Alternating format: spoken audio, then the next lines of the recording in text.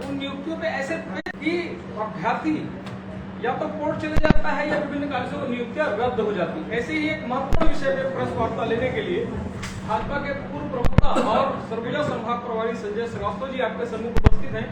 मैं माननीय संजय जी से अनुरोध करूंगा कि अपनी प्रेस वार्ता प्रारंभ करें।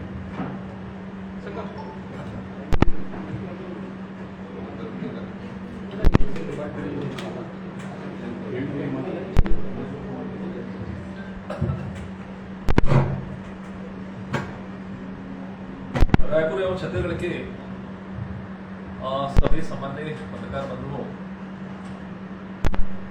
हमारे प्रदेश भारतीय जनता पार्टी के मीडिया सह प्रभारी अनुराग अग्रवाल जी, आप सबका आज की इस प्रेस वार्ता में आप सबका अभिनंदन, आप सबका स्वागत है।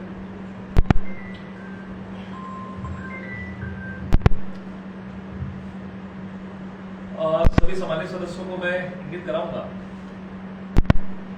कि लगभग भूपेश बघेल की सरकार, कांग्रेस की सरकार के 5.25 वर्ष पूर्ण हो गए हैं और लगभग ये कहा जा सकता है कि हम सब अब चुनावी मोड में है। नए चुनाव की तैयारी प्रशासन से लेकर सभी राजनीतिक दल कर रहे हैं। लगभग 15 वर्षों तक हमारी सरकार इस प्रदेश में रही, जनता ने हमको 3 बार आशीर्वाद दिया।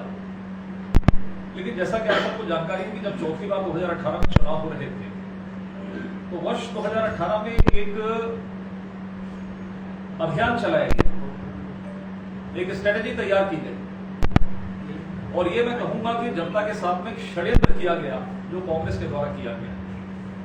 जब कांग्रेस को ये लगा कि शायद 18 में भी चौथी बार ऐसा न हो कि बीजेपी की सरकार यहां पर फिर बन जाए, तो शायद कांग्रेस को अपने अस्तित्व के लिए भी संघर्ष करना पड़ेगा। ये स्थिति वर्ष 2018 में थी और तब आपने देखा कि पहली बार ऐसा हुआ कि एक घोषणा पत्र का आवरण बनाया गया और कोई ऐसा वर्ग नहीं जिसको संतुष्ट करने का प्रयास कांग्रेस के घोषणा पत्र में नहीं रहा हो।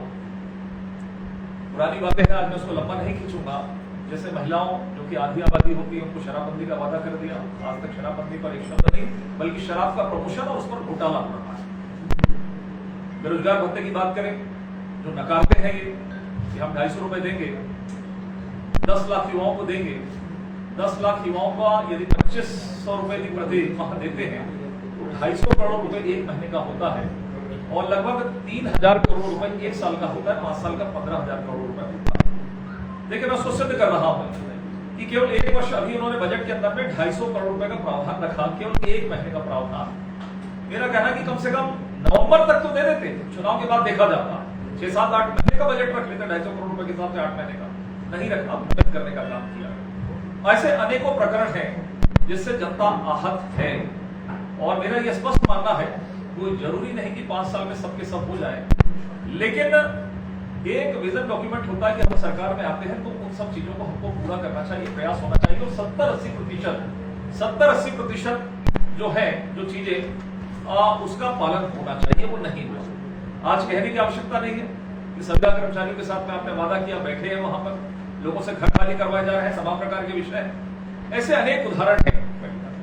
लेकिन आज मैं एक नए विषय को लेकर, और वो विषय है युवा वर्गों के साथ में किस तरीके का छलावा कर रही है। नौकरी इन्होंने दिया नहीं, बेरोजगारी भत्ता इन्होंने दिया नहीं, बल्कि बेरोजगारों का जो पैसा है, युवा मितान क्लब, मैं प्रेस के सभी साथियों से आग्रह करूंगा कि इसको कोट करेंगे कि जो पैसा यहाँ के युवा बेरोजगारों के नाम से जाना था, वो पैसा राजीव मितान क्लब के माध्यम से कांग्रेस के कार्यकर्ताओं को जा रहा है। ये चुनावी तैयारी के लिए सरकार का पैसा अब हर जगह मितान क्लब खोलकर अपने युवा कार्यकर्ताओं को दिया जा रहा है। ये षड्यंत्र जो मैंने कहा कि कैसे षड्यंत्र इन्होंने किया, आज एक विषय को लेकर मैं आप सबके सम्मुख इन बातों पर रख रहा हूं। अभी आपने देखा कि पिछले 2-3 महीनों में पीएससी के मामले में एक नई चीज आई, खगोलीय घटना सामने आई। पहली बार मेरे ख्याल से हिंदुस्तान के विश्व में ऐसा हुआ होगा कि यदि पीएससी की मेरिट लिस्ट आती है, 20 लोग आते हैं, उसमें से 15 लोग अधिकारी वर्ग या राजनेताओं के पुत्र पुत्रियां आते हैं। मैं ये नहीं कहता कि नहीं हो सकता, लेकिन ऐसा सामान्यतः नहीं होता है, आज तक ऐसा हुआ नहीं, जिस पर बहुत प्रदर्शन युवा मोर्चा के माध्यम से और बहुत सारे युवाओं ने प्रदर्शन किया। ये आप सबके सम्मुख है। एक दौड़ हुई थी भर्ती के लिए, जिसमें एक लड़की का रिकॉर्ड तय किया गया और विश्व का जो सबसे तेज धावक है उसके रिकॉर्ड को भी उसने क्रॉस कर दिया। ये चर्चा का विषय रहा, ये भर्ती परीक्षा में रहा। पुलिस की परीक्षा हुई, जितने लोग जो पुलिस की भर्ती हुई उसको थोड़ा सा ध्यान से सुनेंगे, उसी से तारतम्य में ये विषय भी है कि लगभग 60,000 अभ्यर्थियों ने परीक्षा दी। उसकी रैंकिंग आई 1 से लेकर 60,000 तक। उसमें ऐसा था कि पहले 20,000 लोगों को मेंस परीक्षा में आना था, 60,000 पे मेंस आना था, 21, 22, 25, 30, 40, 50, 60 हो गए। लेकिन जब मेंस की परीक्षा के लिए जब एलिजिबल की लिस्ट आई कि कौन मेंस परीक्षा में बैठेगा, तो 1 से 20,000 को आना था, लेकिन उस लिस्ट में जो 58, 59, 60,000 वाले जिनकी रैंकिंग थी वो प्रथम 20,000 में आ गए। ये रिकॉर्डेड चीज है, ये यहां पर युवाओं के साथ में ये तालमेल हो रहा है। आज मैं जिस विषय को लेकर बैठा हूं कि आज इस प्रदेश के अंदर में बस्तर और सरगुजा जो हमारा ट्राइबल क्षेत्र है, ट्राइबल युवाओं के लिए विशेष रूप से और अन्य युवाओं के लिए विशेष रूप से, अन्य वर्ग के लिए है, उनके लिए विशेष रूप से बहुत सारी छूट रहती है, उनको प्रायोरिटी दी जाती है क्योंकि ST/SC वर्ग के लोग हैं। उसके लिए 12,489 शिक्षक भर्ती का विज्ञापन तारीख 4/5/2023 को ये विज्ञापन निकला, और ये विज्ञापन सरगुजा बस्तर के लिए निकला, और इसमें आरक्षण वर्ग वगैरह है, D वर्ग और T वर्ग करके इस तरह का आरक्षण निकला, इस तरह का विज्ञापन निकला। आप और हम सब भी मिडिल स्कूल पढ़े हैं, हाई स्कूल पढ़े हैं। हमने 9th 10th के बाद में जाकर, जब 9th का था तो 9th, अब 10th, जब 10+2 हुआ तो 12th में हम सब विषय लेकर परीक्षा पढ़ते हैं। सब कोई साइंस लेता है, कोई बायो लेता है, कोई कॉमर्स लेता है, कोई आर्ट्स लेता है, इस तरह करके। और जब हम नौकरी में आवेदन करते हैं विषय विशेषज्ञ को लेकर किसी विषय के लिए, जैसे मान लीजिए कोई प्रोफेसर का निकलना है, कोई साइंस के प्रोफेसर के लिए यदि 40 पद निकला है, तो उसमें साइंस का ही जो विद्यार्थी है वो एलिजिबल होता है, कोई आर्ट्स का है तो आर्ट्स का एलिजिबल होता है। ये सामान्यतः आज नहीं, बरसों बरस से ये है, और हमारे नियमों के अंतर्गत भी है। और तो और शिक्षा का अधिकार अधिनियम 2009 में भी मेरे पास इसका राजपत्र है, उसका एक्ट है, उसमें भी ये सब चीजें हैं। लेकिन ये 12,489 शिक्षक भर्ती में किस तरीके की अनियमितता है कि विषयों को समाप्त कर दिया गया, अर्थात विषयवार नहीं। मतलब अब ये है कि यदि साइंस का भी कोई प्रोफेसर की जो पोस्ट है उसके लिए आर्ट्स वाला भी एलिजिबल है। अब मैं प्रेस के माध्यम से प्रशासन से, शासन से पूछना चाहता हूं कि आर्ट्स में पढ़ा हुआ जो स्नातक है, स्नातकोत्तर है, वो आखिर साइंस का सब्जेक्ट किस तरीके से पढ़ाएगा? ये अपने आप में आश्चर्य का विषय है। ये मुद्दा हमारे डीएड संख्या और जो अन्य विद्यार्थी इस परीक्षा में बैठे थे, उन्होंने इन मुद्दों को उठाया। बोर्ड तक ये विषय अभी गया है, जो वहां पर चर्चा का विषय है, वहां पर भी विचारार्थ है। लेकिन सरकार क्या कर रही है, इस पर मैं ध्यान इंगित करने के लिए कि युवाओं के साथ में किस तरीके का खिलवाड़ कर रही है, ये विषय मैं सामने लेकर आपके बीच में आया। अब इसमें एक और चीज है इसी में कि देखिए किस तरीके का खेल होता है। जब विज्ञापन निकला तब इस तरह की कोई व्यवस्था नियम में नहीं थी कि आप विषयवार खत्म कर दीजिए और किसी को भी ले लीजिए। एग्जाम होता है 10 जून को, एग्जाम होता है 10 जून के बाद रिजल्ट निकलता है 2 जुलाई, ठीक है।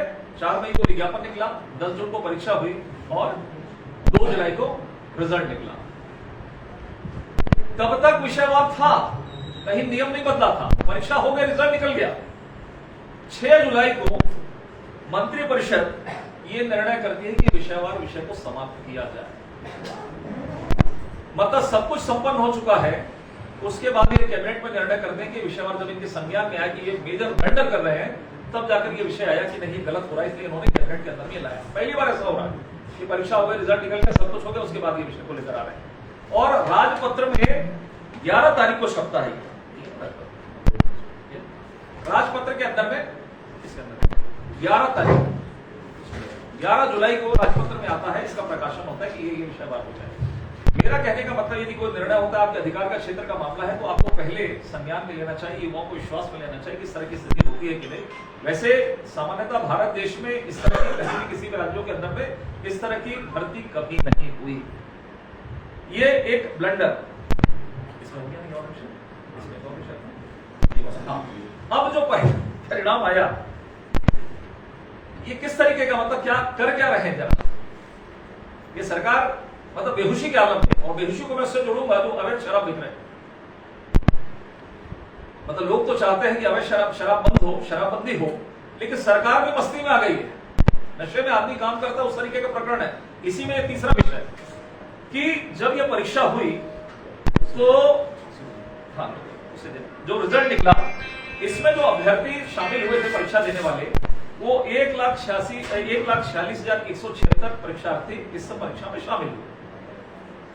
और इसका जब परिणाम आया तो 1,46,275 परीक्षार्थियों को परिणाम आता है। 99 परीक्षार्थियों का ज्यादा रिजल्ट आ रहा है। 10 लोग हैं, 20 का रिजल्ट दे रहा है। आखिर ये 99 लोग कौन है? ये वही तो नहीं है जो पीएससी में हम कहते हैं कि आपके रिश्तेदार, आपके अधिकारी, आपके जो राजनेताओं के बच्चे हैं, इन्हीं कारणों से विलंब थे, मस्ती में थे, लेकिन उनको दबाव में 99 लोगों को शामिल करना पड़ा। इनको लाना है, चयन भी करना है। तो ये 99 में पहली बार ऐसा है कि जितने लोग परीक्षा दिए उससे ज्यादा लोगों का परिणाम सामने आ रहा है। ये अपने आप में एक आश्चर्य का विषय है। ये प्रत्येक व्यक्ति यहां पर बैठा होगा, वो समझेगा कि ये किस तरीके का परिणाम है।